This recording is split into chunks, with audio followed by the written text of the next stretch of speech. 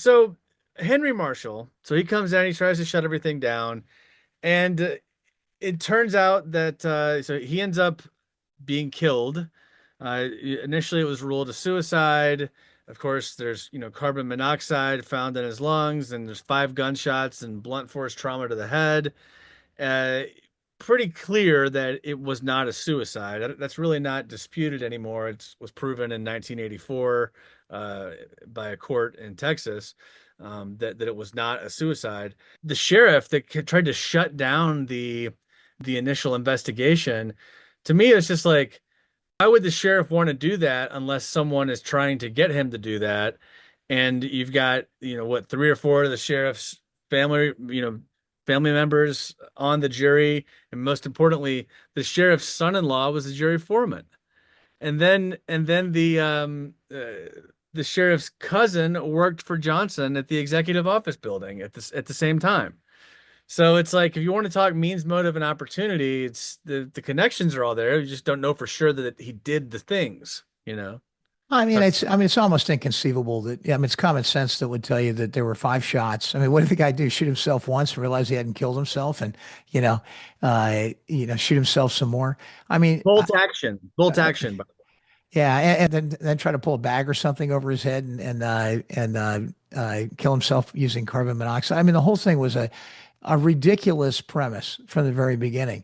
But sadly, I mean, there was a lot of, Keystone Cop elements to it. I mean, actually mistakenly, and I think this was very, I mean, there wasn't any nefariousness to this, but the brother-in-law took the truck the next day and washed it.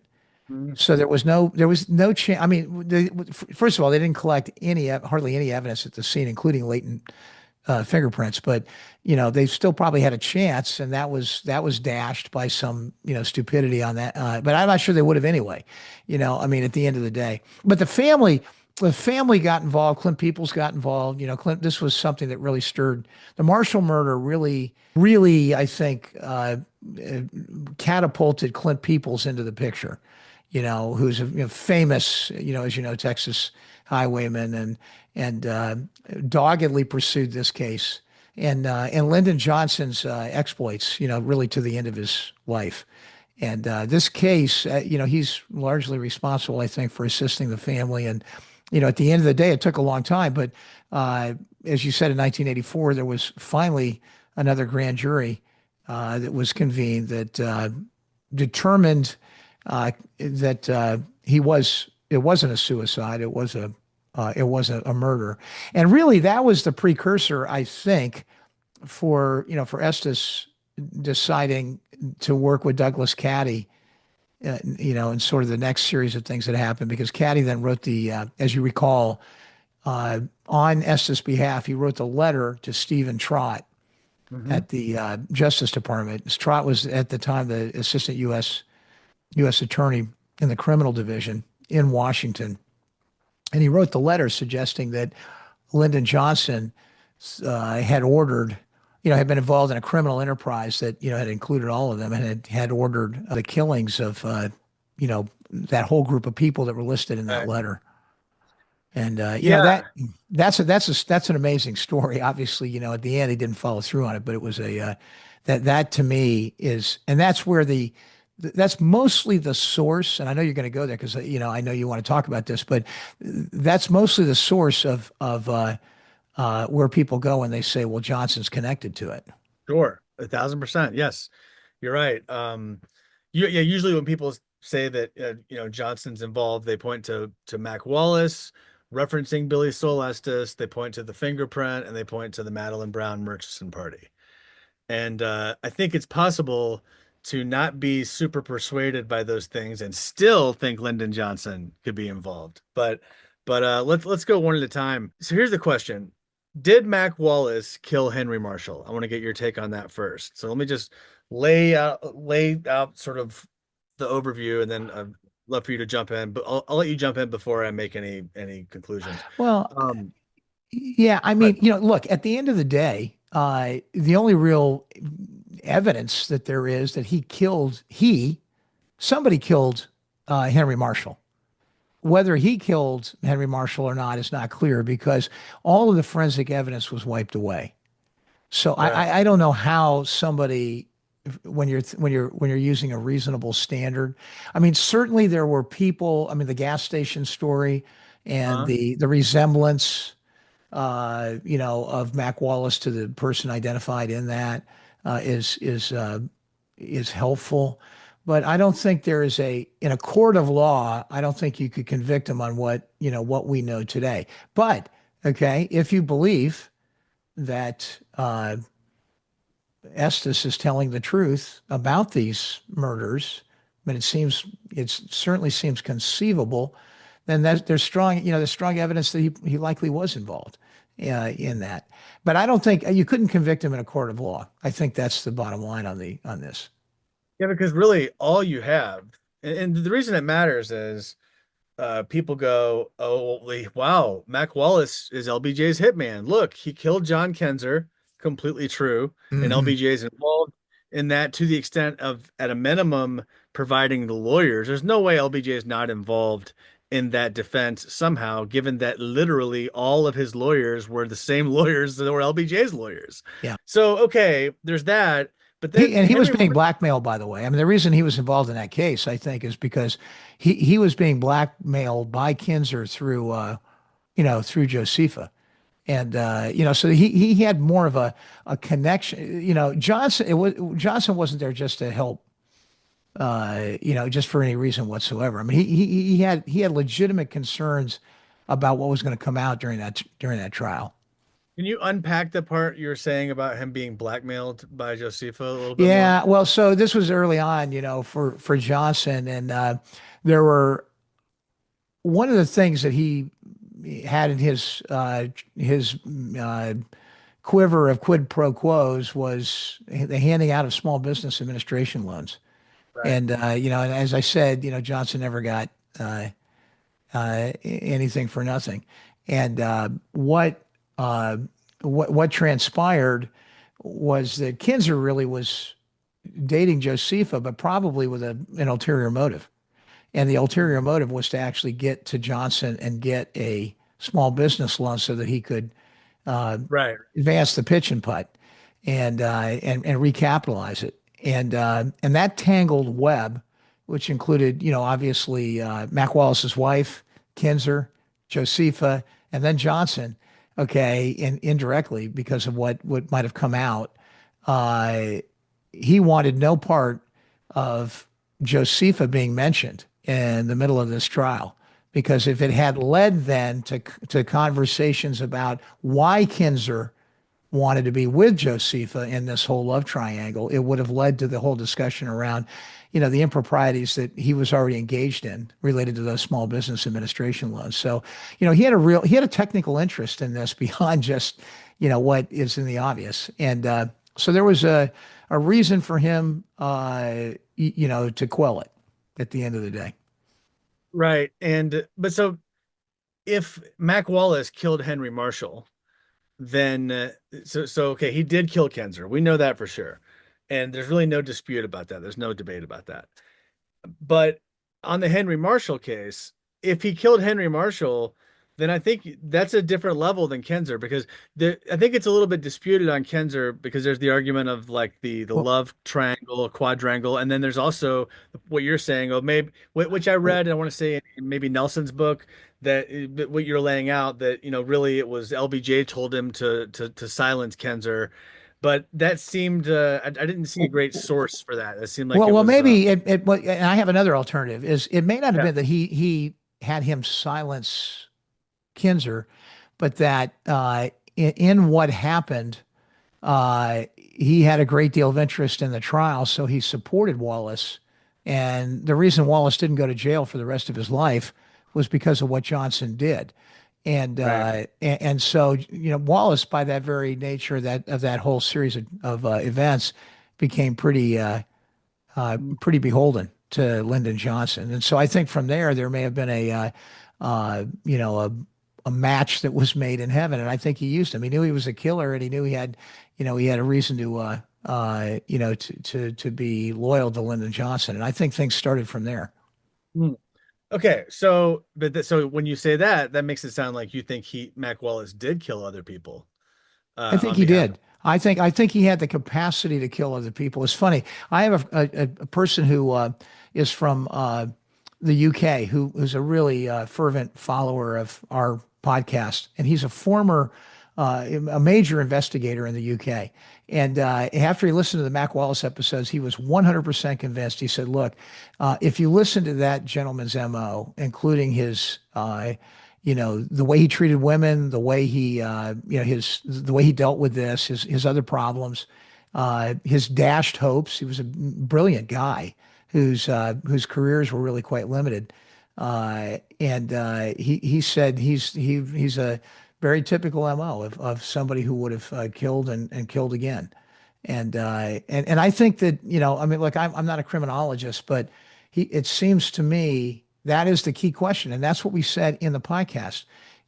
Was that a crime? Was that a crime of passion that happened once in Mac Wallace's life? And was he, you know, Right. intellectually and uh, uh, emotionally and behaviorally equipped enough to get on with his life after that, or not? Or, really was this part of his DNA? I agree that that's a reasonable point when looking at what type of person, what was he, what kind of things could he be capable of.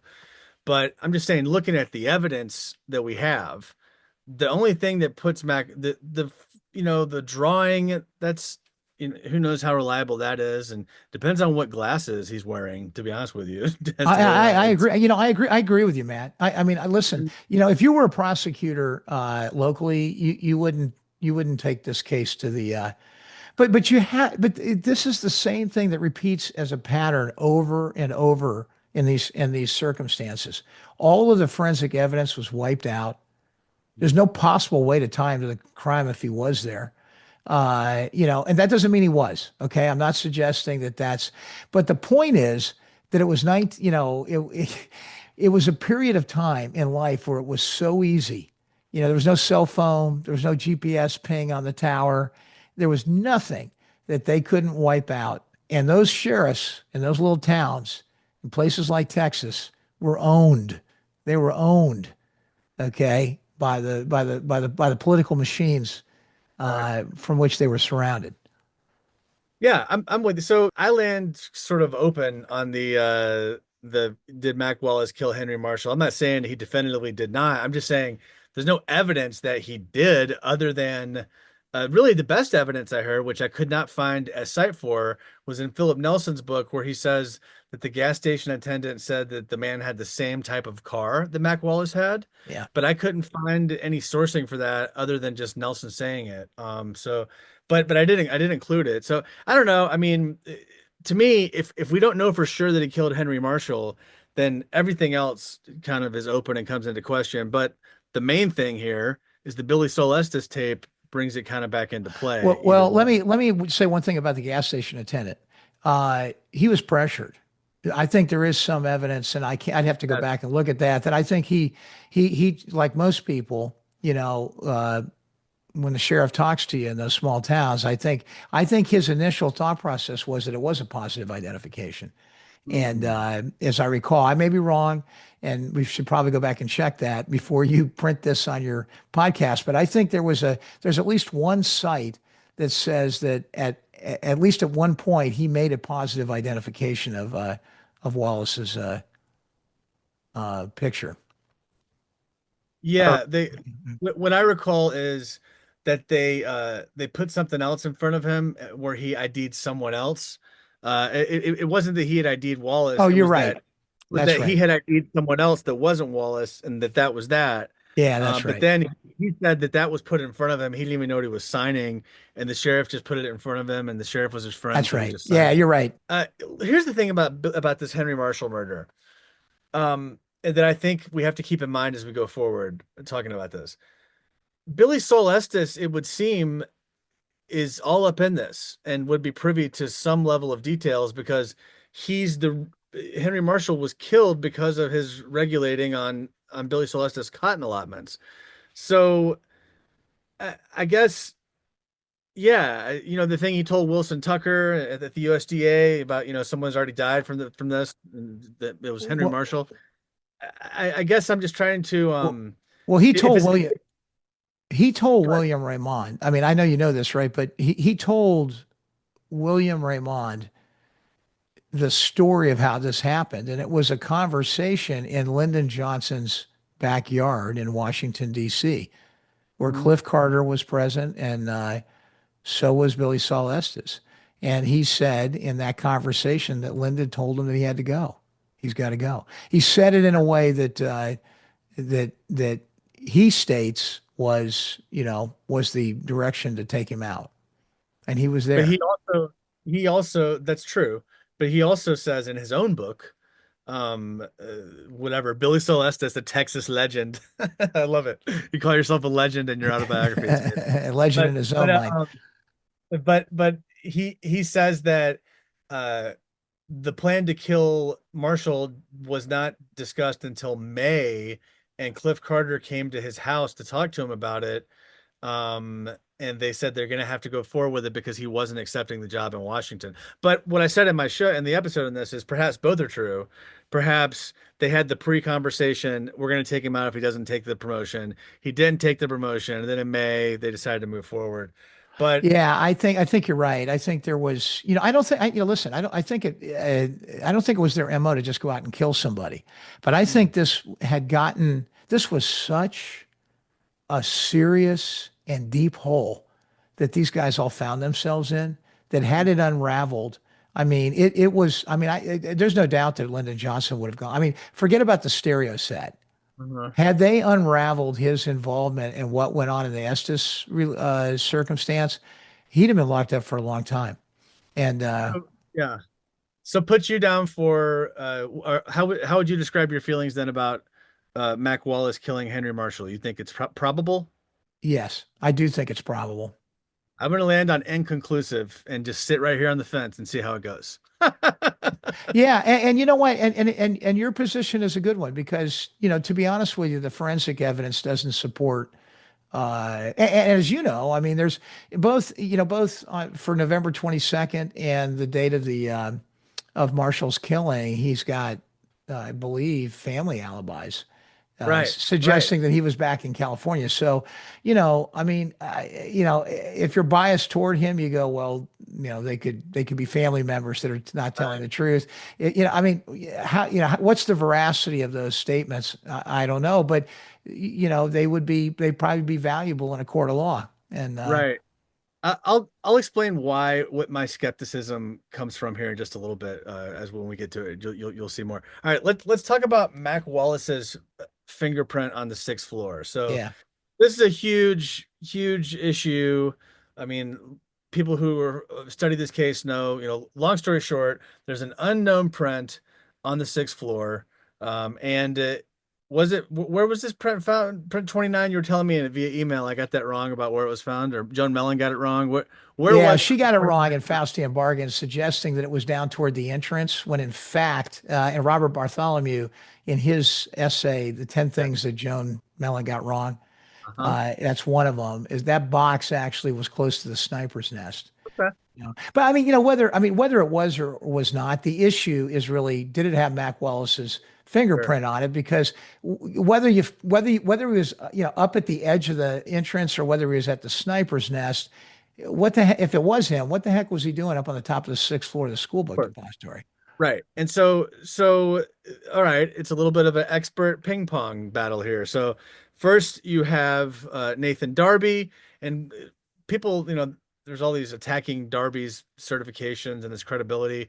He may have technically not been in compliance and haven't taken the most recent test or whatever, but he was definitively an expert. Okay, so I have no issue with his expertise.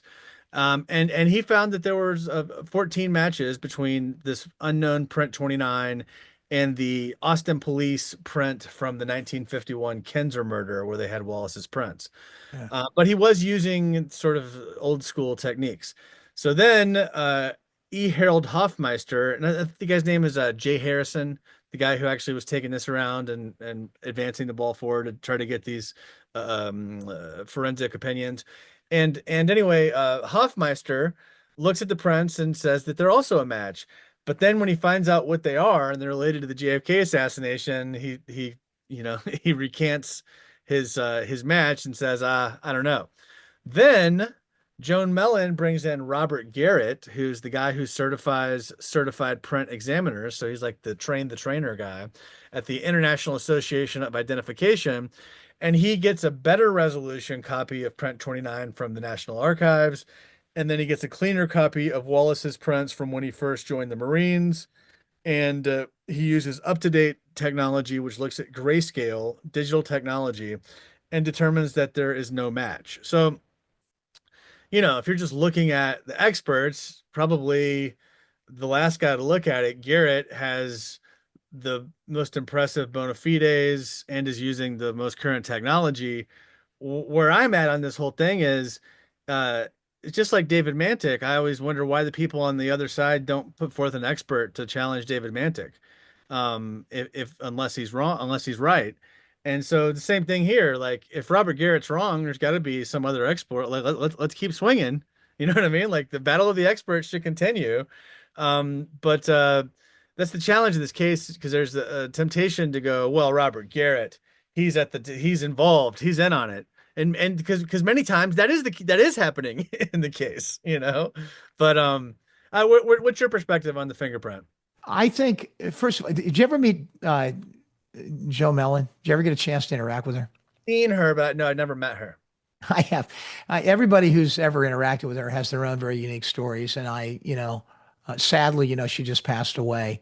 And, she's made a lot of contributions and she's been very controversial about many things. And she was a hoot, I will tell you that. Uh, the Faustian bargain version of this is appealing in many ways. And Joan does a good job all the time, in all her books of detailing things, giving you a sense of completeness about what she says.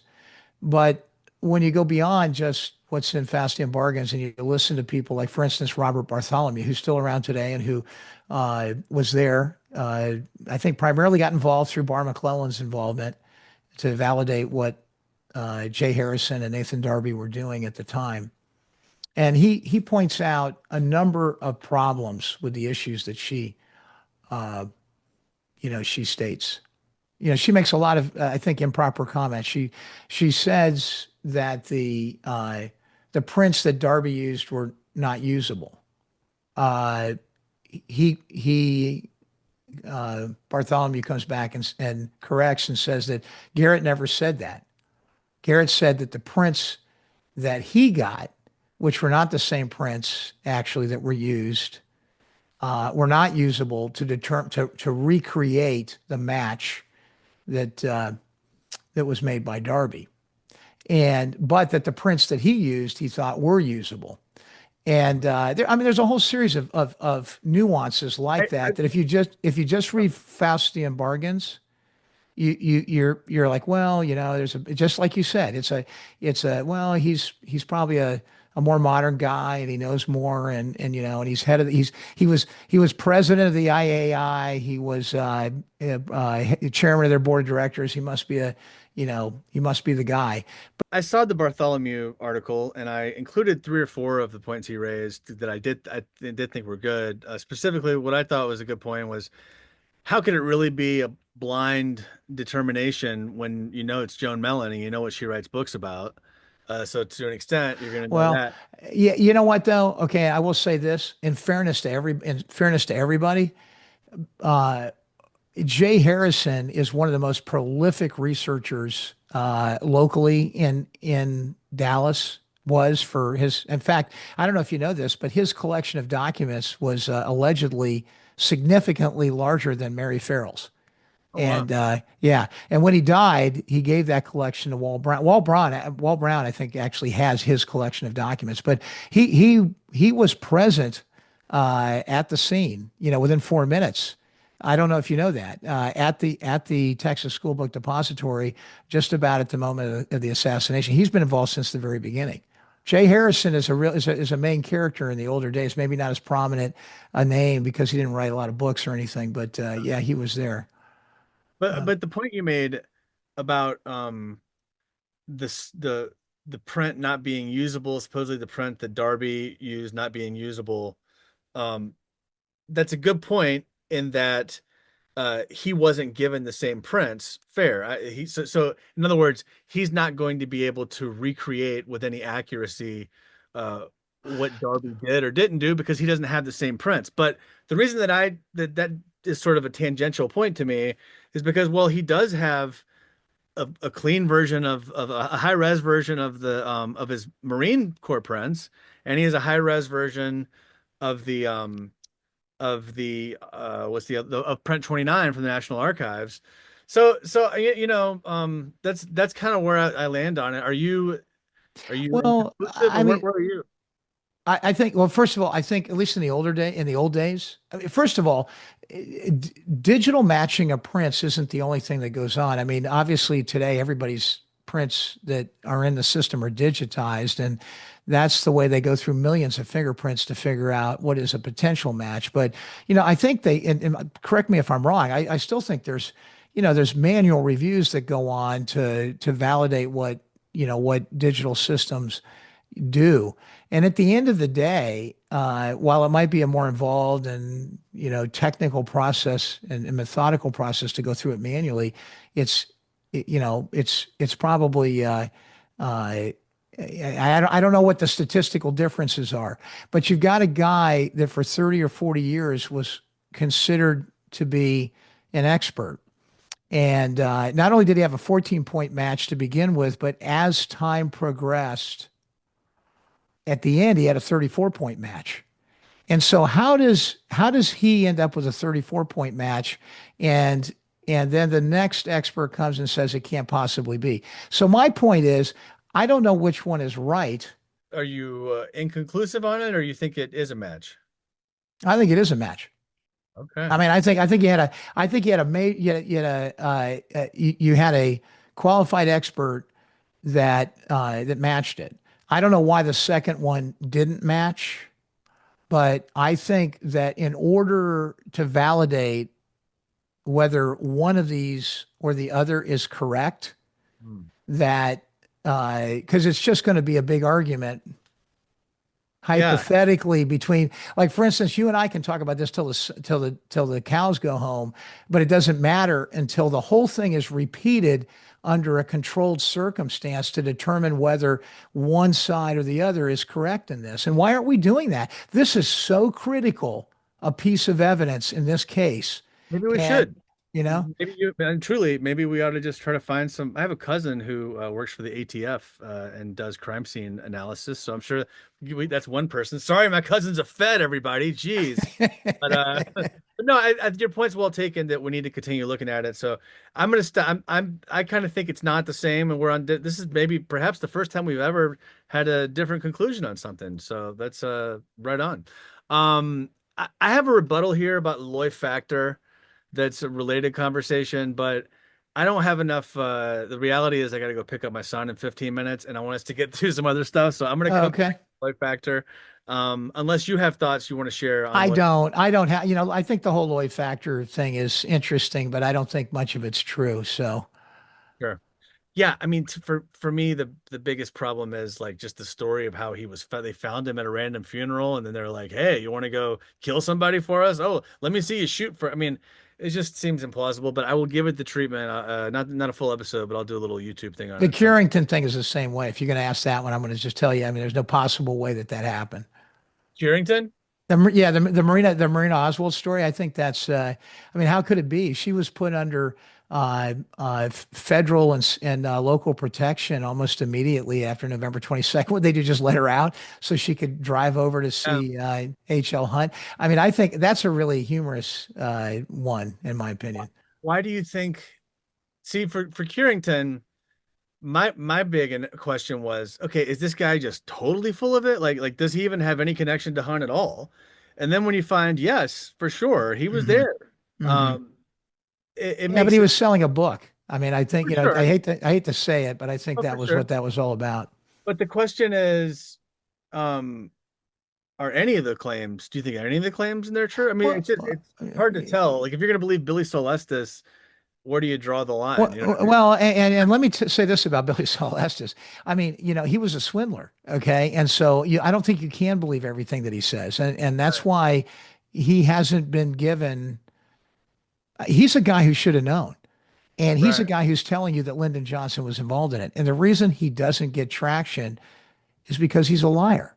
And you know what, the old saying, Matt, in life, uh, you're that first lie casts Uh, aspersions on all the truths that come before. sure. Yes. Yeah. Well, let's talk about Billy Sol Estes and these tapes real quick. And let me just tell you this. So what my challenge is with the Estes story, because I actually think that the tape is legit. I think that it does, these tapes were invented and became commercially available in 1967. The story is 1971. There's a 2.5 month window of when it could have possibly been. It So appears you to. said 67 and 71. 67 is when the tape became commercially available, this technology that Estes used. 71 is when so the point is it existed. Yeah. He went on Glenn Beck's show and he brought the actual tape and he brought a thing to play it with and played it off, actually played the tape. So I think the tape it's so important. It needs to be reviewed by an independent analyst. That would be wonderful. That would be very helpful to the case. But it does seem to me like it's not like they staged this thing recently. It seems like it's an old tape from 1971. The question is that really Cliff Carter on the tape? And I couldn't find any other. There's a couple of calls of Cliff Carter talking to Johnson, but when you're talking to Johnson, he's just going, "Yes, sir. Yes, sir. Yes, sir. Yes, sir." And it's like really quiet. You can barely even hear it. So it's not that helpful. But so for me, the question is Billy Sol Estes putting on a show for the future to sort of protect who it really was if it wasn't Mac Wallace? And here is why I have such skepticism on the Mac Wallace thing. It's not just the fingerprint. It's Billy Sol Estes says that Wallace was on the grassy knoll, and he says that the way Wallace got involved, they hired, Carter on the tape says Lyndon should not have hired Mac to kill the president. That implies that he's at a high level in the thing. Estes says that Wallace worked through Jack Ruby to work with Oswald, but Wallace couldn't have set up Mexico City, for example. And also the I fingerprints on the agree. floor, but he's supposed to be on the grassy knoll. What's the It story? doesn't hold. It doesn't. When you look at the larger questions about the conspiracy or the assassination plot that we know about, it doesn't. None of that holds. Plus, I mean, you know, for Lyndon Johnson, if you really were going to kill the president, would you take the guy that people have already attributed to you and hire him to do that? I mean, it just seems he's so close to Johnson in terms of how he would be Right. attributed that there's just no way that that could happen. Now, could he have been involved in making sure things got set up? Leighton Prince can be around for 10 days. He could have been there 2 days before, just making sure things were ready for Eugene Brading or whoever the hell that, could have been involved in a circumstance. I mean, I don't know. But the point is that we don't know exactly. And I think the Estes thing is a good example of where he probably embellished something. He didn't know who was involved in this. He says in the books that uh, he did not become privy to the assassination plot prior to it happening.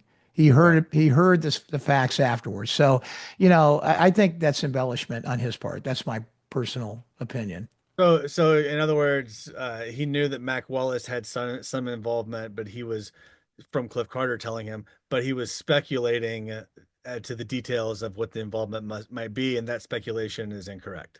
Yeah, and I think if you read William Raymond's book, that has a fair amount of sort of self-reflection as those guys went through 2 or 3 years or 4 years or however long it was with trying to get the story out of Estes, that he played with them. He readily admitted at one point or another that sometimes they used names that were not the true names of the individuals they were talking about because they weren't sure if they were being recorded or, things of that nature. And that he actually, I think, even used Wallace's name generically on a lot of stuff. So, I mean, that does make you pause, right? But I will tell you, the bottom line of the Estes story is that George Crudele, his principal accountant, was killed. Okay. Harold Orr, the president of Superior Manufacturing. Okay. Coleman Wade, okay, who built a good part of his infrastructure, Right. killed. Okay. Ike Rogers and his wife, Yep. okay, who was a major connecting executive in, I think, Chicago for one of the finance companies. Yep. You go down the list. I mean, Marshall, of course. These were No, these were someone killed those people. they're all killed, and most of them were killed by carbon monoxide. I mean, Hmm. other than Coleman Wade, who died in a mysterious, he had a private plane, Right. left Pecos on his way Right. back to Abilene. It crashed. And what's interesting, and you know this, at that moment in time, there was no, FAA or National Transportation Safety Board. It was a CAB. And actually, a private plane crash, unless there was an extenuating circumstance, the federal government would not have had the primary investigative responsibility for that. And yet it was the feds who cordoned that thing off, and there was a limited amount of local involvement. Why? I Yeah. mean, that's a really important question to ask. Yeah, yeah, and so I'm with you on like there's something going on, and Billie Sol Estes, it would seem maybe he doesn't know who is protecting him by killing everybody like Punisher style, just killing everybody. I mean, he's killing so many people.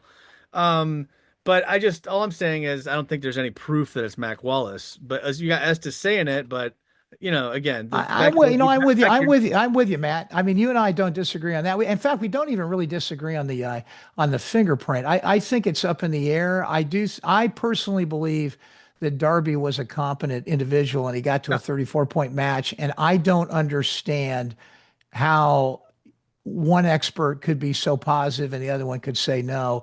But when you listen to some of the things that were involved in the differences, I think what it does say is it's time for a rematch. Yeah, I agree. I agree with that. We need more certainty. So, just a couple more, really just two more questions here before we go.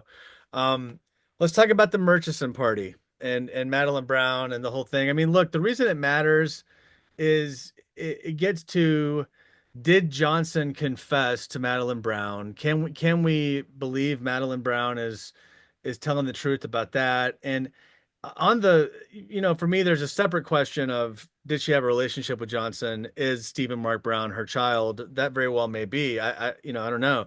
But the Murchison Party, the biggest challenge for it is it, nobody knows where it was. They always say Clint Murchison Sr.'s house, but he lived in Glad Oaks. So the house they always show is John Murchison's house, John and Lupe. So okay, so maybe there was a party there. Okay, even though that's not what anybody says. Okay, um, and then Murchison Sr. wasn't there according to his cook. Okay, that's just a cook. And you got a picture of Johnson at the Fort Worth Hotel at 11:50, and then you've got this the story that it's in William Manchester's book of Johnson getting into an argument with Kennedy in Kennedy's Late. hotel suite the night before. So there had to be time for that to happen. So Johnson, that she said he came in really late. Maybe Nixon's in the Statler Hotel ballroom and he's seen at 10:45. There's way more people that see these folks in other places than see them there. Now there are two witnesses, but when we zoom into these two witnesses, it's really one lady who's sharing the story of what two other people told her. And no, like, I'm not saying she's just making it up. Like, I'm not saying that's nothing. I'm just saying, for me, I don't It's not really. very strong. It's not very strong evidence that it occurred. I will tell you this. One of the people I really respect in this, who knows so much about the whole Lyndon Johnson affair, is Ed Tatro. Yes, yeah, I've heard his name. Yeah, Yeah, and Ed doesn't do much. He's a very private guy, doesn't do much anymore along these lines. My friend Rick Russo and he are good friends. yeah, And I've not, I've talked, I talked to Ed actually at the last conference. He was down there. yeah. I And was with you. I oh, that's remember. right. Yeah, I know. Yeah, right. We talked to him, and I had good chance to interact with him on several occasions. But uh, my understanding is that he's had direct conversations with Brown about this, with Madeleine Brown. Knew Madeleine, I guess, got to know her pretty well, and all the work that he did. He believes she's credible in that discussion, and I think he's a pretty he's a pretty credible interrogator, I think. And I don't, I don't have an opinion on it other than I know that the one person I would go to ask in, that's living today that I know of that I would trust the opinion of is Ed Tatro on this, and that's what my understanding is that he thinks about it. It'd be great if we could coax him into coming on a show and actually talking about it. The other person who knows a lot about this and who talks more frequently on it is I think is it Rob Morrow? Robert Uh, Morrow, yeah, I'm trying to yeah, get him on the show. He said he's got to get his his camera fixed. This is what he told me. But yes, I'm trying yeah, to have him on to go through the whole LBJ scenario. He's like the king of LBJ did it guy, so I got it. yeah. Um, well, good, yeah. Last question. This is just really the big question. I assume you're with me on the cover up part of it. LBJ was involved in the cover up. Would you agree? Undoubtedly. All right, so that's I think fairly established. People who disagree with that, that's a separate conversation. What about foreknowledge? In other words, was he aware of it but was not actively involved? And then involvement. Where would you land on those questions for Johnson? I think that he might have had foreknowledge, and that's because I think that they needed his involvement almost right away, and Hmm. so I think there might have been I think there might have been some level of foreknowledge on it, and his involvement. I'm still the problem is there's just you got to find a set of fingerprints, and I Right. haven't seen any of that yet. Listen, I have seen the dark side of him in the details of all this stuff, and I'm sure I've only seen portion of it. I think he was capable, but Yeah. I'm not sure he had the gumption to do something this daring. And I think others did, and I think he played a role in it in that regard. Yeah, so I land on similar to you. I land on it's possible that he was a plotter of some sort, but just certainly not proven. And I would say the biggest like putting Madeleine Brown and Mac Wallace and the whole Billie Sol Estes stuff aside, um, he had so many relationships with intelligence agencies. He's got Colonel Burris serving as a back channel, who's telling him things that Kennedy's not even aware of. Um, so he's got Fred Black Jr. and Bobby Baker's boys are tight with with these guys. Irving Davidson, his other neighbor, is the lawyer for Santos Traficante and Carlos Marcello. So I mean, he's got an unlimited amount of connect. You want to make your conspiracy board with like the guy from Always Sunny in Philadelphia, like you've got that all day long with Lyndon Johnson. I mean, he's a The hub, string goes all over and back to him. nuts, but that doesn't prove that he did it. But so for me, like zooming into his behavior, if this story is true about him freaking out about the seating arrangement between with Connolly versus Yarbrough, that's a giveaway for me. Because Connolly was his boy. Connolly was his, I mean, almost like a, I mean, he was Connolly's mentor, certainly. Well, he goes And all the way back to box 13. so tight. So it goes back to Connolly being a congressional aide Yeah, that's and true. working Yeah. at KTBC. So of course he's gonna freak out if his guy is in harm's way. And then after the assassination, what's Johnson doing right after? He's telling everybody it's an international conspiracy, except he doesn't take any actions consistent with that fear. So again, that would show that perhaps there was foreknowledge, although it's not a slam dunk, but in my view, that's how I look at it. Yeah, I mean, I agree with you, and that's the frustrating thing about we know so much about so much of the detail, and yet there isn't enough detail to piece these critical things together to point at someone like that. I do wish that we could do more research on Johnson, even if it was to rule him out, so to speak, Yeah. because I think that question in the last year, the surfacing of the tape, uh, I'll put the fingerprint in there too because I don't know that it proves he was involved in it, but it certainly is a very odd. If it is true, it is a very odd uh, piece of evidence that could link him in some way to something around the assassination. And I do think that There was nobody, and if you really go deeply into the Baker and the Estes stuff, he was he was in deep, deep, deep trouble. Uh-huh. And I think that, he was a moment away. This was a photo finish, you Hmm. know, and so the idea that, and it was the last opportunity to get him in Dallas. Yeah. And it was the place that he was more likely to control. So, there's so many facts that point that way. And Right. that's why, you just go, golly, just I want to know the truth and I don't want to be anything but objective about it. But man, there's so much evidence, circumstantial things that point this way. Right. Exactly. And once you know something, it's kind of hard to unknow it, which is becomes a challenge as well. But hey, we've talked for a while. That was very helpful. And so, in summary, the answer is maybe. Maybe Johnson did it. We don't know. Yeah. But Yeah. keep an Yeah. open mind because there are lots of, even if you are someone who like me is skeptical of Madeleine Brown, Mac Wallace stories, there's plenty of means, motive, and opportunity for Johnson all day long. So, Yeah. Totally agree. Jeff, Yeah. thanks again for joining us, and it's always good to talk to you. Time goes by really fast, and hey, we recorded this conversation, so that's a good one. All right. Yeah, absolutely. Thanks again for having me. And, we keep saying you're going to come on JFK, The Enduring Secret. And I've got to figure out a way to find time in your schedule and mine to do it because, as you know, Matt, I'm just a total fan of uh, uh, your podcast. Solving JFK to me is, as I told you, it wasn't going to be long before you had the best podcast on this, and you do. You do such a wonderful job of being so succinct, getting to the most important points. The graphics are amazing. Your storytell is amazing. So I always learn something when I'm listening to yours. So, and it's just great to be doing it with you, at about the same time in life. I'm Yeah. having a lot of fun doing that. Well, thanks, Jeff. And yeah, I'd love to come on your show. And yeah, feelings mutual, man. It was a delight to see someone else, pursuing the case in a linear format. We of course the guys in the Lone Gunmen are great, but they're doing a different thing. It's a different thing. Yeah, yeah, and you got Um, to respect them. I mean, really, honestly, the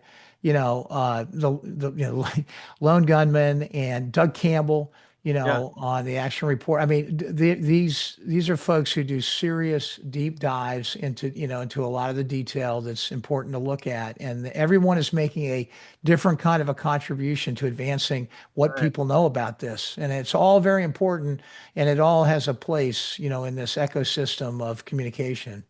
Yeah, absolutely. But yeah, if you guys want deep dives on Bobby Baker, Billie Sol Estes, Don Reynolds, many more, the autopsy, like I did 7 episodes on the medical evidence in the autopsy. I think Jeff did like 20 something. Yeah, Many, 30. many. So anyway, check it out. And Solving JFK listeners, the next thing we're gonna have a bonus episode coming up here pretty soon. And then after that, we're gonna start our series on the mafia. I can't wait.